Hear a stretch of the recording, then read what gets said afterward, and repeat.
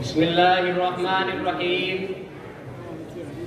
الحمد لله الذي كفى وسلام على عباده الذين اصطفى أما بعد فأعوذ بالله من الشيطان الرجيم بسم الله الرحمن الرحيم خيركم من تعلم القرآن وعلمه أو كما قال عليه الصلاة والسلام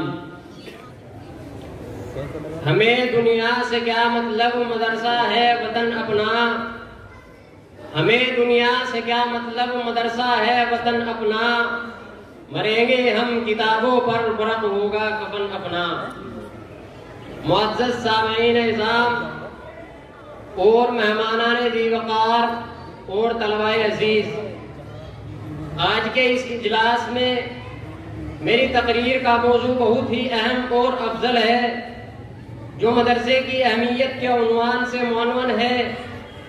اللہ تعالیٰ سے دعا ہے کہ اللہ رب العزت صحیح بات کہنے کی توفیق عطا فرمائے۔ دراصل مدرسہ نام ہے اللہ کی پہچان کرانے کا، مدرسہ نام ہے حضور پاک صلی اللہ علیہ وسلم کی چھوڑی ہوئی وراثت کا، مدرسہ نام ہے قرآن مجید کے علوم کی اشاعت کا، مدرسہ نام ہے عقائد کی اصلاح کا، مدرسہ نام ہے اعمال میں صالحیت پیدا کرنے کا، مدرسہ نام ہے امت کے اخلاق کو سنوارنے کا، مدرسہ نام ہے اخوت و بھائی چارگی کی تعلیم دینے کا، مدرسہ نام ہے دہشت گردی کو ختم کرنے کا، مدرسہ نام ہے حلال و حرام کی پہچان کرانے کا۔ الغرض یہ مدرسہ ایک بہت بڑی نعمت ہے۔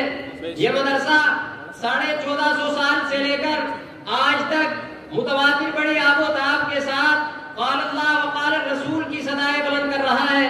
اس مدرسے کا رشتہ اصحاب صفہ سے چلا ہوا ہے، جس کے معلم آقائے دو جہاں فخر بنی آدم نبی اکرم صلی اللہ علیہ وسلم تھے، جس کے طالب علم صدیق اکبر فاروق اعظم رضی اللہ عنہما جیسے جلیل القدر صحابی رسول تھے، جس کا رسالت اللہ کا قرآن اور رسول اللہ کا فرمان تھا، جس نے دنیا کے اندھیروں میں اور زندگی کی تاریکیوں میں نور کی کرن بن کر اجالا بانٹنے کا تاریخی کارنامہ انجام دیا۔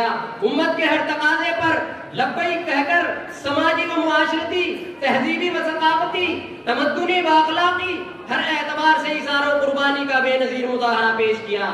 یہ مدرسہ مکہ المکرمہ سے چلا تھا، وہاں سے مدینہ المنورہ میں منتقل ہوا اور رفتہ رفتہ چہار دانگ عالم میں پھیل گیا۔ الحمدللہ آج دار ارقم سے منسلک اصحاب صفہ سے جنم لینے والے دارالعلوم دیوبند کی شکل میں ہزاروں نہیں لاکھوں کی تعداد میں مدارس اسلامیہ کا جال چپے چپے پر اللہ کی زمین کے اوپر پھیلا ہوا ہے۔ اللہ اکبر، مدرسہ چل رہا ہے، دین کے دائی شہدائی پیدا ہو رہے ہیں، اسی مدرسے سے اولیاء اللہ پیدا ہوئے، محدثین پیدا ہوئے، مفکرین پیدا ہوئے، مقررین پیدا ہوئے، محررین پیدا ہوئے، صدیقین پیدا ہوئے، صالحین پیدا ہوئے، علماء فقہا پیدا ہوئے، ائمہ خطبہ پیدا ہوئے، حفاظ و قرہ پیدا ہوئے۔ یہ مدرسہ ہے کوئی میکدہ نہیں ساقی، یہ مدرسہ ہے کوئی میکدہ نہیں ساقی، یہاں کی خاک سے انسان بنائے جاتے ہیں۔ اس سے آگے بڑھ کر اگر میں یوں کہوں تو بیجا نہیں بلکہ حق بیان ہوگا کہ امام اعظم ابو حنیفہ رحمۃ اللہ علیہ کی فقہ، امام مالک رحمۃ اللہ علیہ کی عظمت، امام شافعی رحمۃ اللہ علیہ کا تقویٰ، امام احمد ابن حنبل رحمۃ اللہ علیہ کا استقلال مدرسے کے دم سے ہے۔ سعید ابن جبیر دین کی خاطر تختہ دار پر چڑھ گئے، امام غزالی نے حق و صداقت کا پرچم بادشاہوں کے سامنے بلند کیا، علامہ ابن تیمیہ کا جنازہ جیل سے اٹھا، امام راضی نے تفسیر لکھی، مجدد الفسانی نے جہانگیر کے دربار میں حق کا پرچم بلند کیا، شاہ ولی اللہ کے انگوٹھے کاٹے گئے لیکن وہ دین سے نہیں بدلے۔ یہ مدرسے کی دین ہے۔ شاہ عبدالعزیز نے جرأت کا اعلان کیا، شاہ اسماعیل شہید رحمۃ اللہ علیہ کی شہادت، سید احمد شہید رحمۃ اللہ علیہ کا ولولہ، قاسم نانوتوی رحمۃ اللہ علیہ کی عظمت مدرسے کے دم سے ہے۔ عطا اللہ شاہ کی خطابت، مفتی کفایت اللہ کے فتوے اور مولانا الیاس تبلیغی جماعت کے بانی کی ساری کاوش مدرسے کے دم سے ہے۔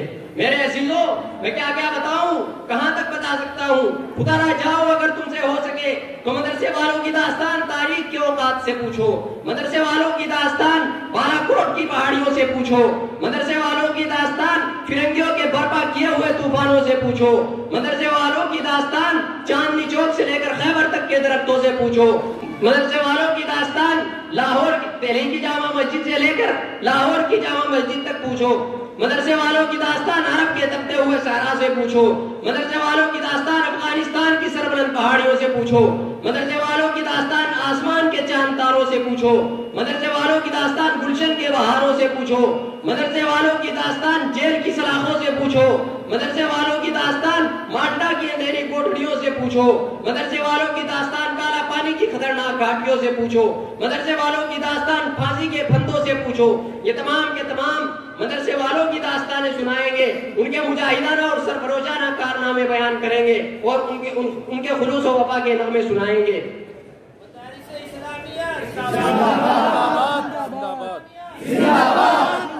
میرے عزیزوں، یہ مدارس دین کے قلعے ہیں.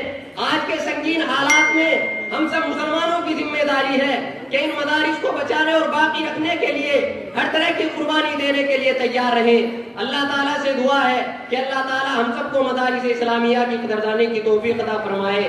وآخر دعوانا ان الحمد للہ رب العالمین.